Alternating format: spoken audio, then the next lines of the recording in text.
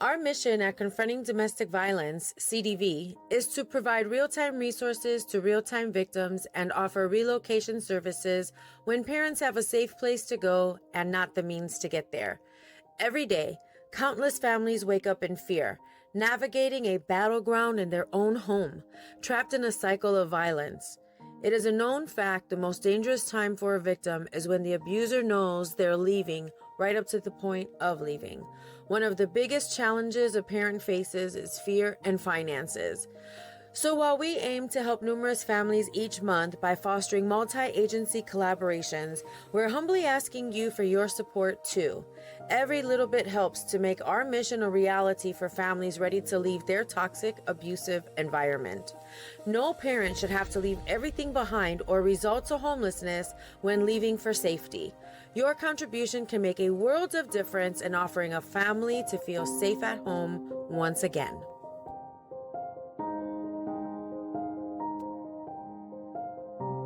A Garcia here, and thank you for tuning in. What we cover here is not intended to ignite any triggers. For what you want to conquer, you must confront. So, welcome to Confronting Domestic Violence. Today, I have Melanie Hubbard with me, and we're going to talk about her journey, her inspirations by Melanie. Many of times, another person's experience can become a life-saving resource for someone else. So, we are not intending to ignite any triggers, as mentioned before. If that is the case, please turn the volume down, breathe, exit, and come back if you feel like it. This is a place where we want you to feel comfortable, open, vulnerable, and safe at the same time. Thank you so much, Melanie, for being here. How are you today? Thank you for having me. Absolutely. We finally connected and now we're here. And sometimes it's the sadder part, the traumatic parts, and the resilience parts of us that bring us close together. I feel like when we have gone through such devastation in our lives and we have found ways to cope and see life in a better opposed to bitter lens, we definitely find each other. We come together and we have this just passion to give back into the community. So I just am so appreciative that we are aligned here. And please, you have so much to unpack. It's a turn the chair. Yes, I do. It's a lot, but you know what? I, after years of healing, I'm on the other side now where I can share my story and help other women that because you're down, you don't have to stay down. You got to keep up and get up the fight. For us to keep pushing through, for us to pay attention to the red flag. Yeah, for me, I ignored a lot, but I didn't know much then. I didn't know all the signs of abuse till I was out of it. Now I can share that with other women and some men because they get abused too. That's right. And let's dive into that a little bit. Let's talk about when do you feel like the actual exposure to the abuse started for you? This is somebody that's walking around here angry with their fist balled up. You know what I'm saying? Okay, I do. I think about that road rage, that cutting off people I've seen where he pull up to traffic light and just literally spit on somebody through their car. And yeah, so it all started from there, I think. That's where it extended. And it just, yeah, snowballed to the emotional side and the financial side, which led up to the physical side. It sounds like there's, like we said, a lot to unpack. So Yes. we're seeing you talking about having exposure to traits, to characteristic traits that did not seem like a red flag at the time, but this heightened sense of road rage where you're like literally if you're spitting on somebody, that's assault. That is your Right. you know, that's nasty. Yeah. So how long can you give, let's, since we're going to break it down into these segments, which I think is super healthy and important. How long was this relationship? Mm. We got married 1999, and this happened in March 2001.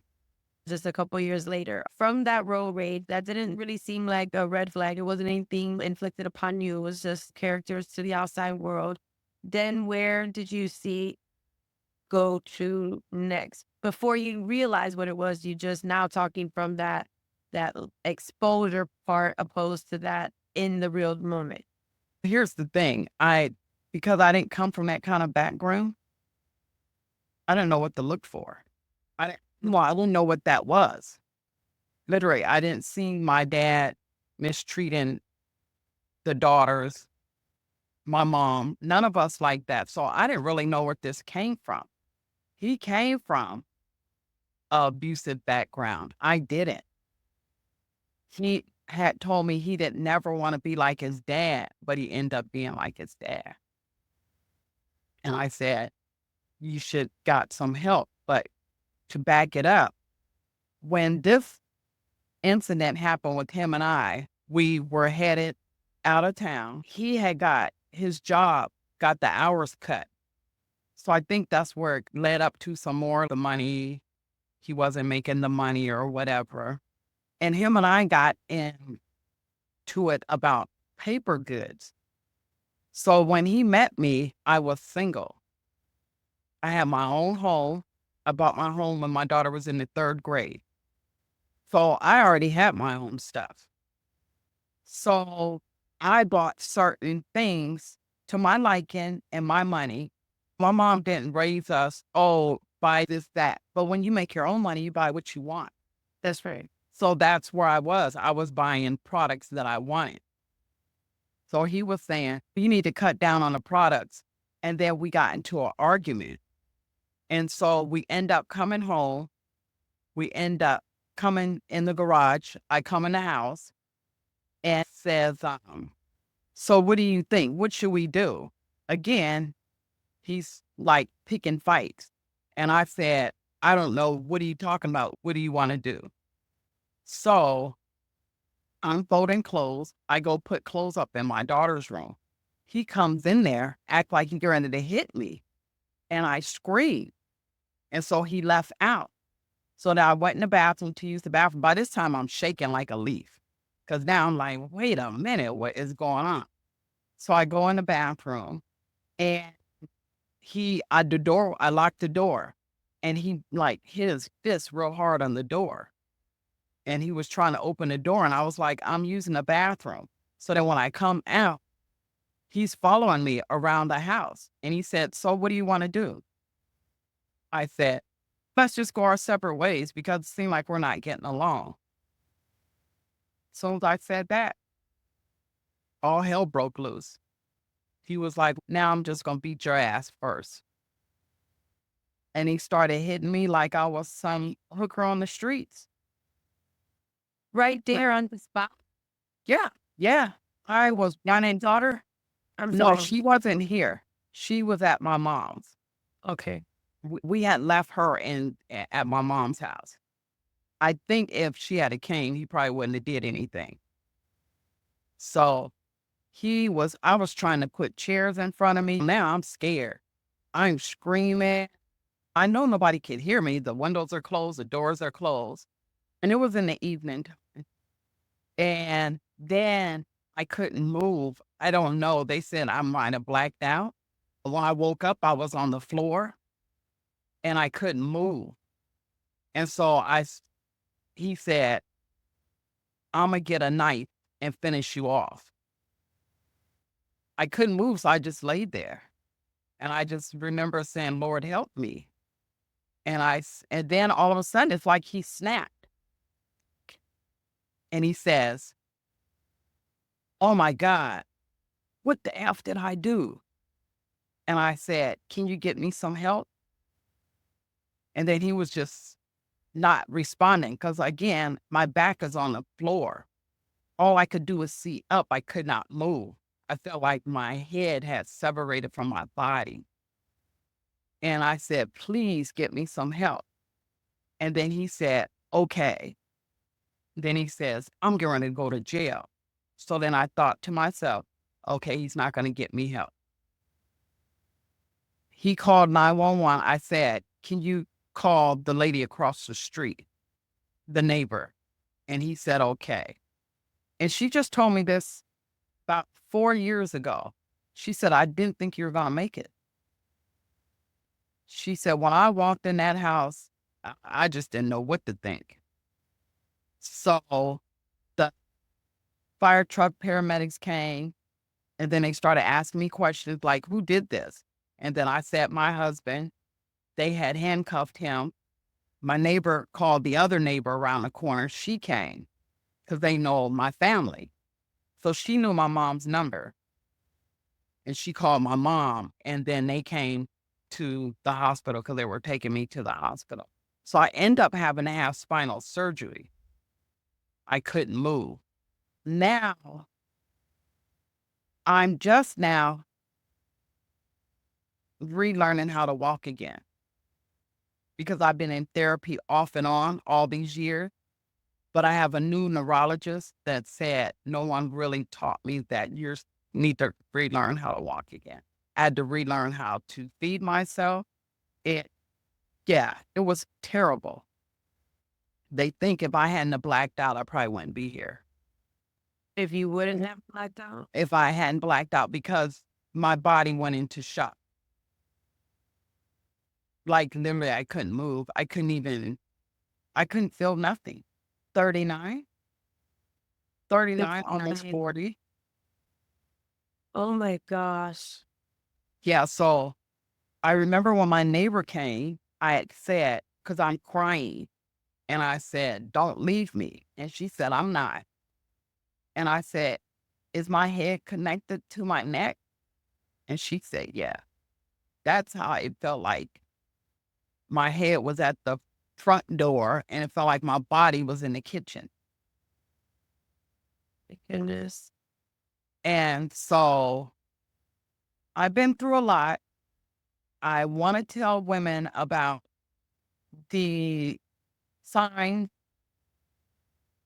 to not ignore. Like I said, road rage. I think that part of having a temper. So that was part of the red flag, that he has a temper. And when this all happened, the DA called and said, they called my parents' house and they spoke with me when I got a little bit better out the hospital. I was in the hospital almost 3 months. And they said, did you know he done this before? And I said, no. A year prior, he had did something to someone. But it was at like I think they said a taco shop. So I don't really know what happened there. But he caused harm on another female. If I had did a background check, I would have known he was not the one. But again, who knows to do background checks? And especially back then, was that even something? Well, body, now I think it's a thing. Oh, yeah, now for sure. Yeah. And because of this, and it's almost as much as social media is, I think, to me, it's very controversial. We all have our own opinions on if it's a great thing or if it's not a great thing. Can you believe it? Do you not believe it? What's fake? What's true? Right. For the most part, yeah. When we're ready to get feelings involved, definitely that is something that we go to try to check out who we are getting involved with, which is something that was not available back then. So how would you know? And let's get a little, if you're okay, if you're comfortable with me asking questions a little deeper. I'm okay. You were married to him, yes? Yes. Yeah. Okay. And so you said from 1999 to 2000. And When? that's when it happened. But we went our separate ways in 2006, 7. And Okay. So did you try to patch it up with him after this happened? yeah, one, because I felt like, oh, I don't want to fail marriage. It was just weird. I loved him. Women, we don't know. My emotions was everywhere. My mental state wasn't good. I'm sorry. I just want to say that there is no judgment here at all. I'm asking just because of the information that you're sharing. Right. And I also want to make a very clear statement here for our listeners that when you are in the hospital, when you are going through rehab, when you are being medicated, you do not have control over how you're responding to that medication, what your thoughts are, what you're even saying sometimes. Medication can definitely alter your understanding, your responses, your everything. So there's absolutely no judgment, Melanie. It's just being open and sharing. So please continue. After it was like about 3 months, I tried to go back to work because, again, I had a home, didn't know what was going to happen. So I went back to work, and me being a hair technician, I needed to work 'cause that's my income. If I'm not doing any clients, then I don't make any money. So I went back to work for a while, and we it like I it was working out long as he was getting counseling and I was getting counseling. Then they brought us together. It was working, and I think the only reason why it was working is because he had a probation officer. And as soon as that was over, he started acting silly again. It took a few more years, and I was like, yeah, no. I noticed when he had a probation officer and they was at that door all the time, coming in the house, they would check his side of the closet, his side of the bed, making sure there's no weapons in there. Did I feel fearful? Any of that.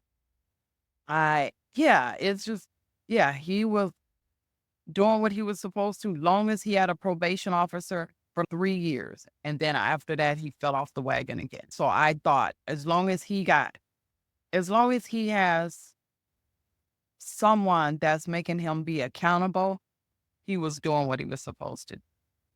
Again, a lot of men, they don't really like to be around family and friends that are going to make them accountable for their actions. You have to have the right people in your circle to make you accountable for stuff. We don't always get it right. I think about, should I have said that? We go our separate ways and maybe it wouldn't have happened. Yeah, and there you have it. That's something that, thank you for repeating, because that is something that I personally really shed a lot of light on because of what we do at Confronting Domestic Violence. And that is we help relocate real-time victims with children when they have a safe place to go, but not the means to get there. And I really highlight the fact that as soon as an abuser knows that you're getting ready to leave, that is the most dangerous time for the victim, because that is when the abuser knows that they're ready to lose that control and power. Yeah. And that was definitely a trigger. And you didn't even know. You didn't even know. You had no idea. Where was your daughter after the incident? The night that it happened, Mm-hmm. she was with my parents. And She was far away, so she was nowhere here. It was just him and I. so when your family found out, your daughter, your parents, what was the outcome there? Were they encouraging you to stay with them and not go back? No, what happened was when my neighbor called my mom and they were in the bed and they got up and they came immediately again, like I'm an hour away. So they came, and so my dad came in the hospital first, in the room first where they had me. And as soon as he walked in, he just said, "Has this happened before?"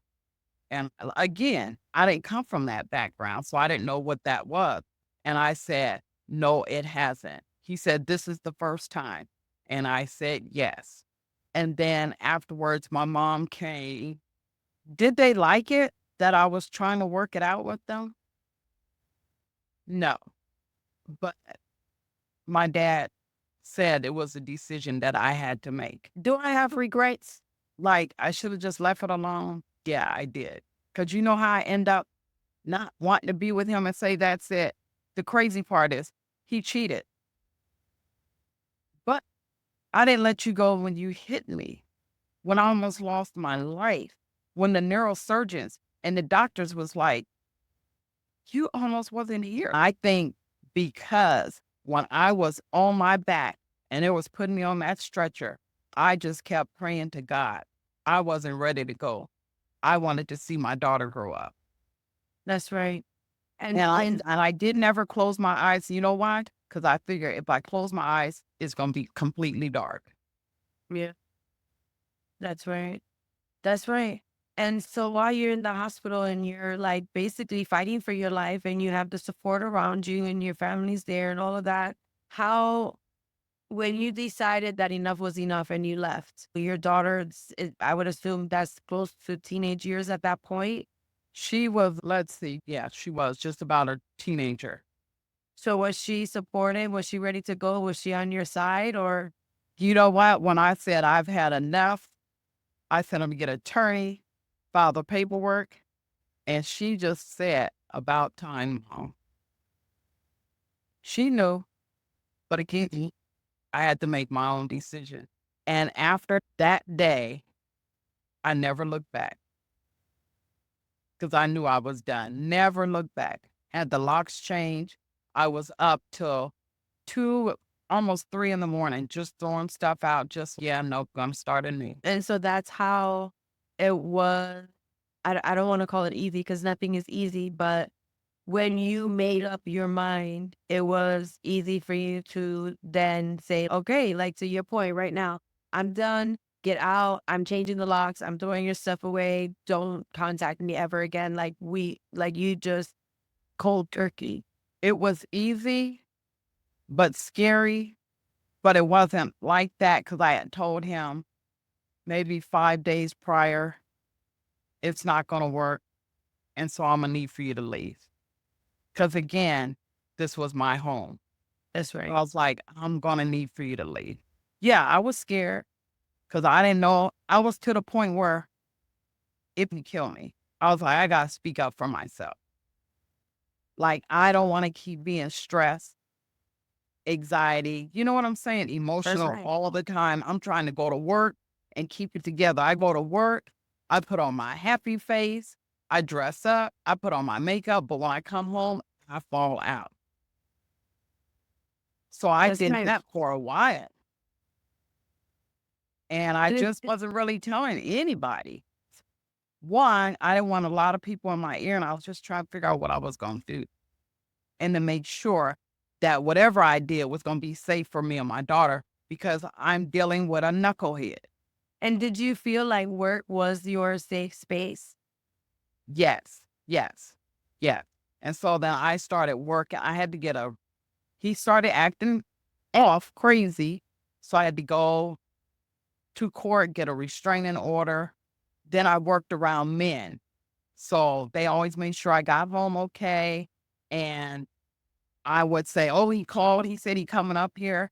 And they were really good. That's a lot to unpack here. You found ways to surround yourself around a community that you felt safer with. You found a way to navigate through these uncharted waters that in your life, and you're in your 40s at this point. Yes. That's starting life over in your 20s is way different than starting life over in your 40s. And here you are, this strong woman. Mentally, you have this courage, you have your boundaries, you know what you're not going to accept, what your deal breakers are. You already know all of these things, and yet you're being followed, intimidated, stalked, and still being like re-victimized through this. You're calling him knucklehead. I'm going to use your same terminology. So how were you able to really get to the place that you didn't have to worry about him anymore being this thorn in your thigh during this time? And how was your daughter? Was she exposed or was she just out of the scene and safeguarded? I think out of the scene and safeguarded. It took a lot. I got a lot of therapy from a lot of different therapists to try to see, was it me? I just want to make sure it wasn't me. Did I do something wrong or whatever? But all the therapists that I've seen, like an hour away, hour and a half away, whatever, I would drive to make sure I got the help I needed. But they all said the same thing. They was like, He's never going to change. You need to just leave him alone. Yeah. And so one of the therapists that was recommended to me, she seen the lady that referred me to her. And she said, I just need to know how Melanie is coming along, how she's doing.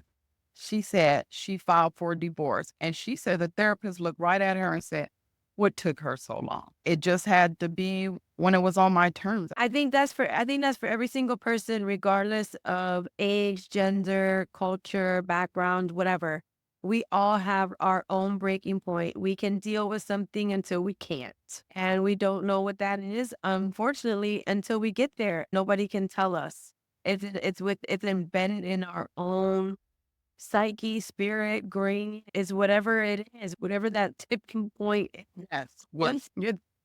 And I just really want to acknowledge the strength and the courage that it took for you to get through all of that, and the support that you had, even when it wasn't necessarily the best support, understanding what your dad said as it relates to that's your decision.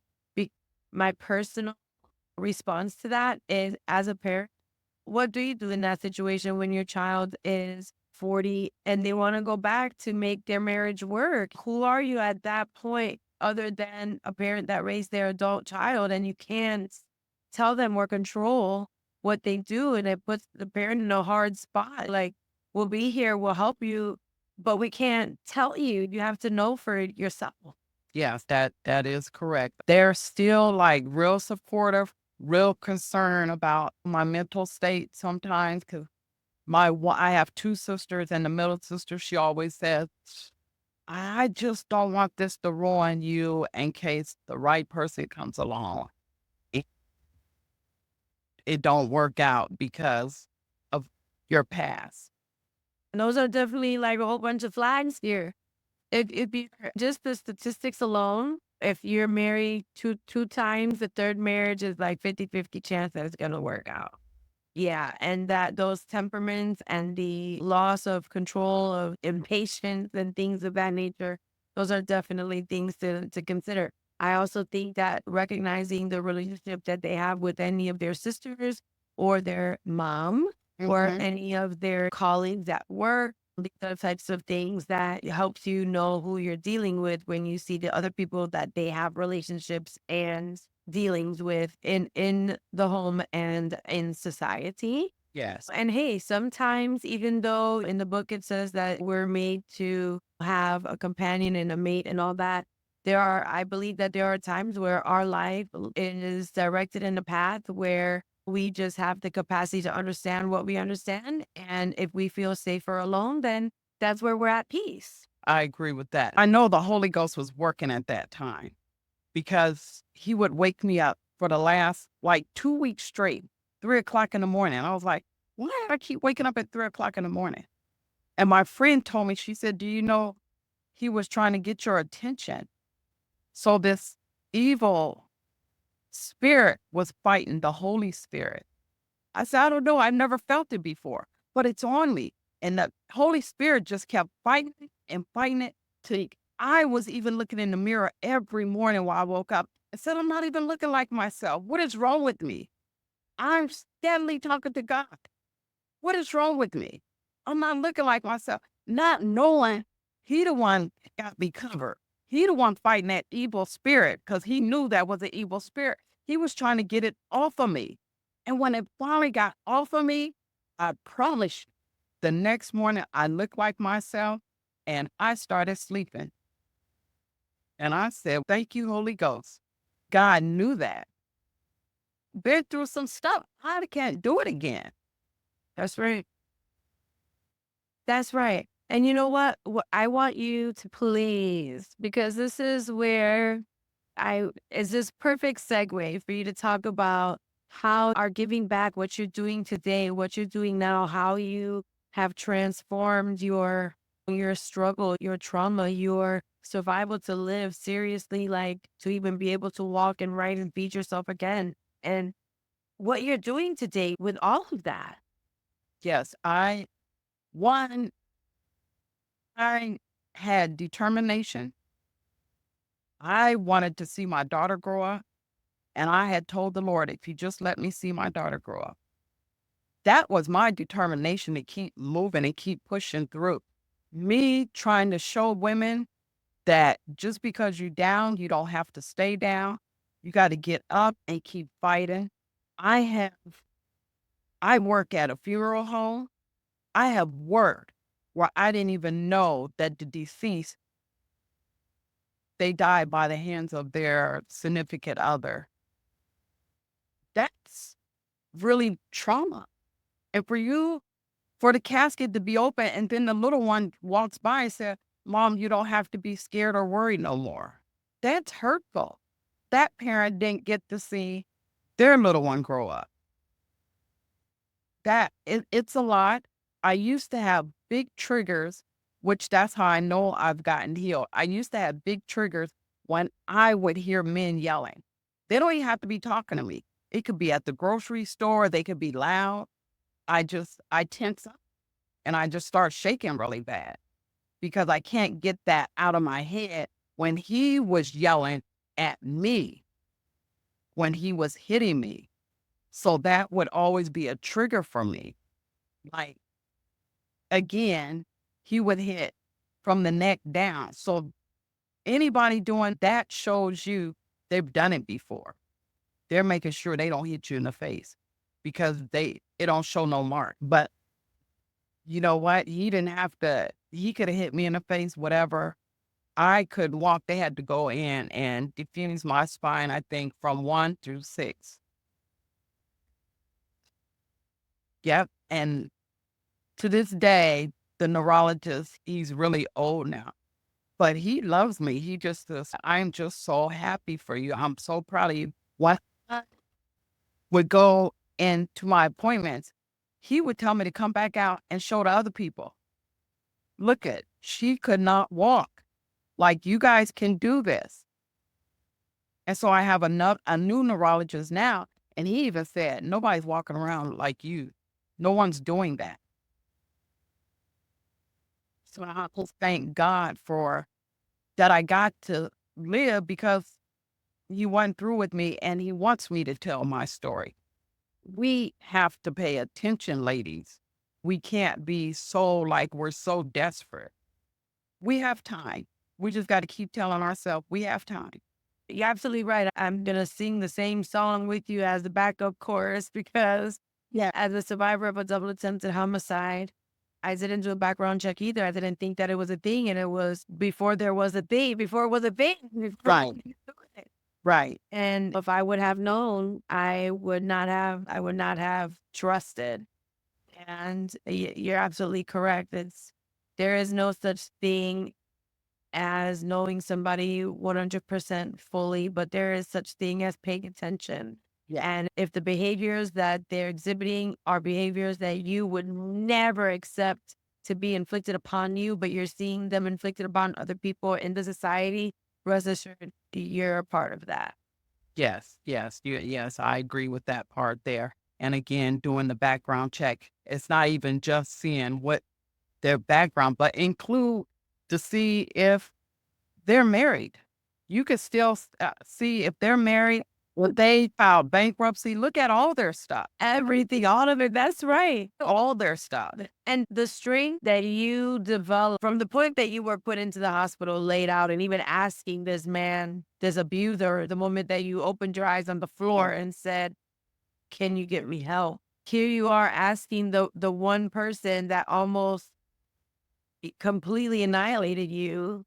And that's the person that you're relying on to ask for help. Yeah. I didn't think he would do it because I remember him throwing the phone down and was like, I'm getting ready to go to jail. And I thought in my head, I can't move. He's not going to do it now. And but something after he can said, do it. it's like, yeah. He ended up doing it. And I said, can you please call my neighbor? She said they had just walked in the door and she ran right over here. She was devastated. Oh my gosh. And listen, our job is to endure. And there's a lot sometimes that we probably feel like we ain't got no business enduring, but we're there enduring. Right. That's one of the things that I just really want to acknowledge, that You have this journey that you've been on with enduring the pain mentally, emotionally, physically, financially, across the board, spiritually, all of it. And you're still finding ways to cope in your own way and also give back to the community and help other women see, realize, know, feel, be in tune with themselves. You Inspirations by Melanie. I mean, your name says it all. And I want to tell you that you are a definition of what's called post traumatic growth, PTG. PTSD is something that we're all familiar with. We all go through in some way, shape, or fashion or form. And PTG is also something that we go through but isn't talked about. It isn't put out there. We're not taught it. Yeah. And so I just really want to take a moment to acknowledge you and your journey of post-traumatic growth and all that you're doing for yourself, the strength that it takes to get up every single day, knowing the life that you were handed that wasn't deserved, but that you're living and that you're giving back. That's such a profound spirit. Yeah, that's that warrior woman with I just got certified for doing contracts in funeral homes, but I'm working on getting a nonprofit for the unexpected because families don't expect their loved ones to get abused by their abuser or untimely death by their abuser. I'm fairly new to the industry, but because I'm fairly new to the industry, I still have a lot of that information off the top of my head. We're also into serving the same community. That's what it's all about, is developing a community of servant leaders that are wanting to serve the community of those that need to have their needs fulfilled. And it's not just for the abuse of female, but also the children. Oh, absolutely. No, the children, it's important. It is. And I actually just spoke to a university in California. They're putting together groups where they're actually helping children that were in a toxic environment and looking to just find the right coping skills and healing, positive healing. And they're looking to develop this or transition this group into a nonprofit as well. So there's a lot of people and groups out there right now that are really seeing that these gaps need to be bridged. So I'm happy to talk to you offline about some of that stuff. Yeah. I do want to ask you before we wrap it up, what is your wounds to wisdom statement for yourself, which will be applicable to the listeners? And when I ask that question, it's like just taking a moment to reflect like who you are today, the knowledge you have now, and what you would tell yourself. What your wounds to wisdom statement is, what you would tell yourself 20 years ago. I'm a different person than what I was then. Grown closer to God. And I think being closer to Him, He has seen me through. Literally, He has seen me through all of it. I think that's why I can reach out and I can talk to others.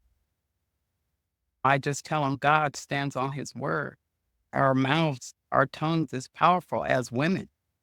So whatever you want, just speak it. Like, I probably could have lost my life that night. Me being on the floor and they putting me on the stretcher. I just was praying out loud. And I said, Lord, I'm not ready to go. I want to see my daughter grow up. And He has fulfilled that. 3 years later, I'm thriving. I'm thriving. That's right. Yeah. That's right. And I'm good. I just want to help someone else. I even started to write my book is because I had a lot of sleepless nights. So I journaled. When I would wake up and couldn't sleep, I just would write stuff, just writing stuff, just putting stuff down on paper, like trying to figure out how did I get here? Because I took my vows to be serious. That's right. For better, for worse, for richer, for poor, till death do us part. For me, that meant somebody had to die to get out the marriage. And little did you know it was almost literal. Right, that part. Yeah. And I think that it's important that that people know that it doesn't have to go that far before it's a different kind of death as it relates to death to us part. It's a different kind of death. It doesn't need to be stop breathing. The death can be of that marriage specifically. I just want to thank you so much for being here. Inspirationsbymelanie.com is where you find her. Yes. She has a lot of different things to offer. She's a beautiful soul. Thank you for being here.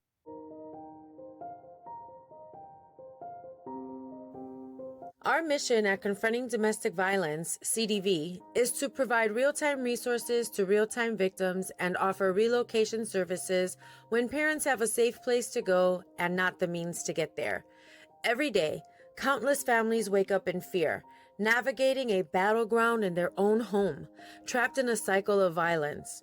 It is a known fact the most dangerous time for a victim is when the abuser knows they're leaving right up to the point of leaving. One of the biggest challenges a parent faces is fear and finances. So while we aim to help numerous families each month by fostering multi-agency collaborations, we're humbly asking you for your support too.